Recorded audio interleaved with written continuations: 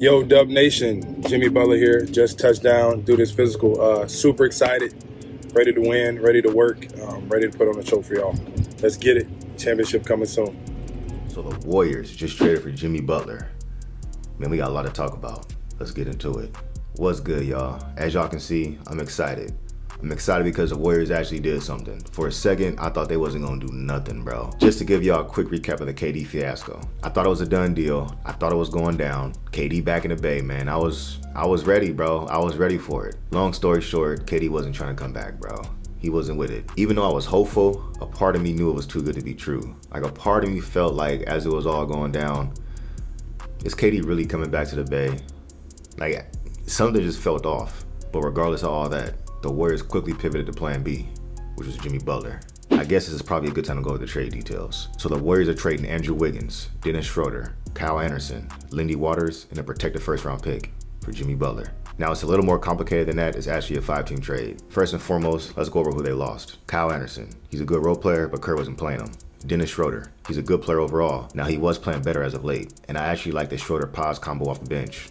But at the end of the day, he wasn't really moving the needle all like that for the Warriors. Lindy Waters seems like a good guy, but he wasn't in the rotation for the Warriors. A protected top 10 first-round pick. Look, I'm not gonna lie, that pick, bro. I'm not too pressed about it. And then finally, Andrew Wiggins. I just want to say, salute to Andrew Wiggins for what he did in the 2022 playoffs. I'll always be appreciative of Wiggins, bro. He came to the Bay when his value was at his lowest. Nobody wanted Wiggins. He was deemed the worst contract in the league. But the Warriors brought him into this franchise and embraced him in this culture. And he blossomed into a two-way menace. Wiggs is forever a champ, and no one can ever take that away from him.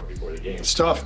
You know, you develop these relationships with guys, and you know, they give you everything and commit to the team, and they've got families. You know, Wiggs just had a baby boy last week. Girls in school. You know, Wiggs is one of my favorite players I've ever coached. Just a beautiful soul, just a wonderful human being, and you know, we don't hang that banner in 22 without him. Everything he brings every single day, the laughter, the smile, the joy, just a wonderful human being. It's honestly hard to see Wiggins go, but the unfortunate nature of the Warriors roster construction basically meant any trade for a big contract player, it was either Draymond or Wiggins that had to get sent out. And if you ask me, I'm gonna be honest with you, I'm sending out Draymond before Wiggins, bro. I can't even lie to you. I'd rather keep Wiggins over Draymond. I'm sure a lot of people agree, some people might not, but at this point in time, at this point in their careers, I just feel like Wiggins is the more valuable player. Draymond's harder to fit around, while Wiggins could thrive on basically any team. But because of what Draymond means to this franchise, politics, whatever you want to call it, it's unfortunate, but his contract was needed to make a big move. Man, just looking back, I'll never forget Wiggins' dunk on Luka. I was at the watch party at Chase Center for that game. The crowd went absolutely insane, bro. I lost my shit, bro. I ain't gonna lie to you. That was my favorite Wiggins moment by far. And then him bullying Tatum and making him his son was just a cherry on top. Now look, obviously, I'm sure he didn't want to get traded. He just had a kid a week ago. He loves it here. He's loved here. But at least he's going to a good franchise. The Miami Heat is a good franchise. And I mean, hey, if you're gonna get traded to a different city,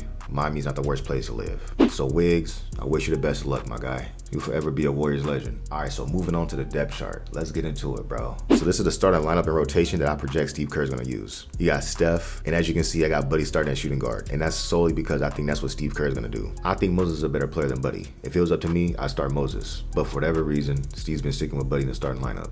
So let's just go off that. So Steph, Buddy, Jimmy, Draymond, and Post. Now, obviously, the biggest question mark here is Kuminga still coming off the bench. I just think with the way Quinn Post is playing, Steve ain't gonna wanna mess with that. And he does provide size and three-point shooting in the starting lineup. Kuminga's already been coming off the bench, and he was getting pretty comfortable in that role. So I don't see Kerr switching that up right now. And now that you have Butler in the lineup, your need for Kuminga scoring isn't as immediate. So let's peep the rest of the bench. You got Pods, Moody, GP2, Gee, Kuminga, Looney, TJD, and Spencer. So obviously, the Warriors traded Schroeder, which makes Pods a primary backup point guard. And then you got Pat Spencer as your third string, who, by the way, is actually pretty solid, man. I'm not saying Spencer should be playing every night, but as a third string point guard, you could do a lot worse than Pat Spencer. He plays hard, he hustles, he has pretty decent vision, he's sneaky athletic, and as a former lacrosse player, he does bring some physicality. Like, what more do you want? He's a third string point guard that's playing decent. And on top of that, you just traded for Jimmy Butler, who's a de facto point forward. Butler can easily fill backup point guard duties when Steph's not on the floor. He's an extremely intelligent player, and he's a good passer. Extremely careful with the ball. His assist to turnover ratio is really good. Between Steph, Jimmy, Draymond, and Pods, the Warriors are set on ball handlers. Looking at the wing rotation, you got Butler, Kuminga, Gee, and Moody. You got an all-star two-way wing in Butler. You have a talented young player in Kuminga with physical gifts. And then you got Moody and Gee, who are both shooting the ball well and provides length defensively. There's a lot to like in this rotation. Now looking at the front court, you got Draymond, Post, Looney, and TJD. The Draymond Post front court is solid. They really complement each other. Behind Post, you got the steady vet and Looney. And then TJD as your third string isn't bad. All three centers bring something different to the table. And then in the most high leverage moments, you have Draymond as your small ball option. Now let's take a look at the Warriors small ball lineup and possibly their closing lineup most nights. You got Steph, and then Moody, Podge, or Buddy, whoever has the hot hand that night.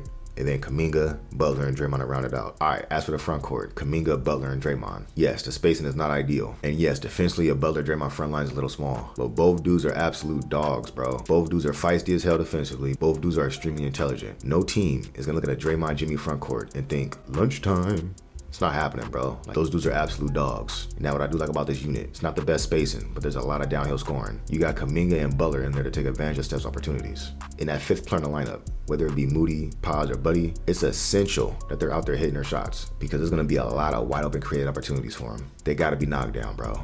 They got to. And I wouldn't rule out Gee as an option either. He's a 40% three-point shooter thus far. And he provides another 6'8" wing that's pretty sound defensively. So that lineup would be Steph with Butler at the 2, Kuminga, Gee, and Draymond. Hey, that's pretty decent length across the board next to Steph. It's basically Steph, Draymond, and 3 6'8" wings. All right, now let's hear what Steph Curry had to say about the Jimmy Butler trade. We know who Jimmy is. He's been in 2 finals. He's a winner. I understand there's a lot of drama down there, and who really knows what the story is. We expect to have a motivated, committed, Jimmy that's ready to impact our team for the better. You got to work out the kinks of, what it looks like, and I'm excited to get to work and kind of feed off the energy of something new. And somebody that's obviously had, experience at the highest of levels, has a lot to prove, in a new situation, and we're going to try to help each other do that. It'll look different than it's what we're used to. I mean, he can play, I'm sure, a little bit of motion, but he's a shot creator, a finisher, somebody that you have to take into account no matter where he's on the floor. He plays at his own speed. He can get to the foul line, take advantage of matchups. So we got to be smart, high IQ basketball to figure it out on the fly. He's obviously a competitor at the highest of levels. Being able to work off each other, I'm excited to see what it looks like. I'm gonna watch a lot of Miami film to understand some of the sets that they like to run for him and see what we can kind of transition to our playbook. And we want to give him free reign to give us some insight on what he's comfortable with and make those adjustments. But we all got to be ourselves too. I think that the biggest thing is just it creates expectations, which I love. I want to be in that kind of environment. Whether you get it done or not, that is meaningful basketball that we all love and thrive in. So I think we're all going to be up for the challenge. All right, now let's go over some pros and cons. Starting with the cons. The Warriors are losing their second most dependable three-point shooter in Andrew Wiggins and replacing him with a guy that barely attempts threes. Andrew Wiggins has been extremely consistent from 3 this season, so losing his spacing as well as his point-of-attack defense is definitely going to hurt in some aspects. Speaking of point-of-attack defense, the Warriors are losing their best perimeter defender, which means a combination of Jimmy, Kuminga, and GB2 are going to have to pick up the slack. The next con, Butler's age. Jimmy Butler's 35 years old. 35 years old, bro. Obviously, at that age in the NBA, you can fall off at any moment. While I don't foresee that being the case with Jimmy Butler because he does take care of his body, it is something to keep in mind. The next con, Jimmy Butler's contract will lead to some tough financial decisions in the offseason. It's entirely possible that the Warriors may have to choose between Draymond and Kuminga in the offseason. Kuminga's hitting restricted free agency due for a raise, which is probably going to pay him anywhere from $35 to $38 million a year. And with this new contract signed, Jimmy's not going anywhere. All right, so those were the cons. Now let's get to the pros. Jimmy Butler's intangibles are off the charts in terms of contributing to winning. We can sit here and talk about how bad of a fit Jimmy Butler is, but one thing that is a good fit is how hard he plays and what he brings to the table as a winner. Jimmy Butler's a winner, bro. He's a player that elevates his team in the playoffs. The nickname Playoff Jimmy, that's a real thing. I mean, look at the 2 teams he dragged to the finals in 2020 and 2023. Like, come on, bro, that speaks for itself. Now, I get it. This is an older Jimmy Butler. This ain't 2023. But it's hard for me to believe Jimmy Butler fell off that much. I see people pointing to his points per game, saying he's only averaging 17 points per game. He's washed. Bro, Jimmy hasn't been trying this season. He was just gruntled, he wasn't trying. But now he's come to the Warriors with a freshly in contract extension. He's coming in extremely motivated with a chip on his shoulder. On top of that, he should be fresh. He's only played about half the Heat's available games this season, and not because of injury. So we're going into the last 30 games of the regular season, plus his playoff run, with a happy, motivated, rejuvenated Jimmy Butler. So the Warriors are going to be getting the best version of Jimmy Butler. The next pro, the Warriors are adding a legit second option that can be your 1A option on certain nights. Offensively, Jimmy Butler's a better shot creator than anybody the Warriors have had since KD. That's just a fact. Jimmy Butler's extremely hard to deal with, and for the most part, he could pretty much get to his spots anytime he wants. He loves getting downhill to the rim and operating out of the mid-range, both areas where he's extremely effective and efficient.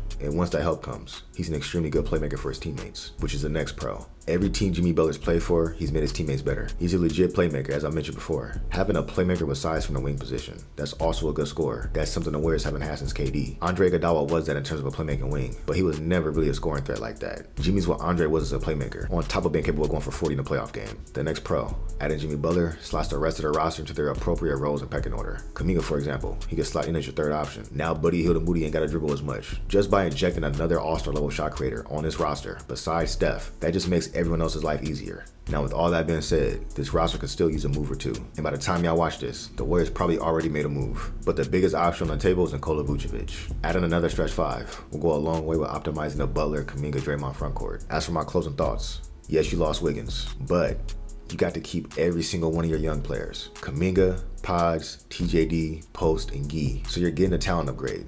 And you didn't have to give up a single one of those young dudes. Come on, bro.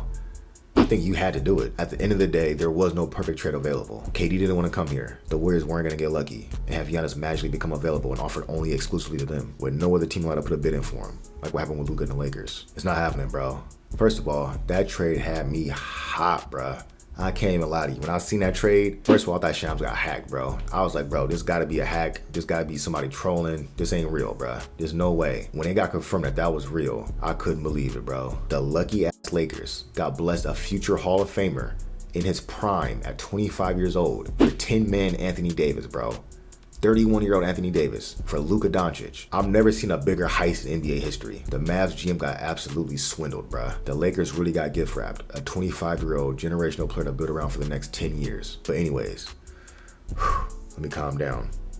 When you look at the landscape of the league, could the Warriors really have done better? Unless Zion was available, probably not. Steph's 37 years old. You can't just stand pat this season, essentially punting the season. Wait till next season and hope and pray that perfect player, that perfect trade target magically becomes available and only wants to go to the Warriors. Because let's be honest, if that player did become available, the Warriors can get outbid by like half the league, bro. If Giannis, for example, was available, they ain't outbidding the Spurs. They ain't outbidding OKC.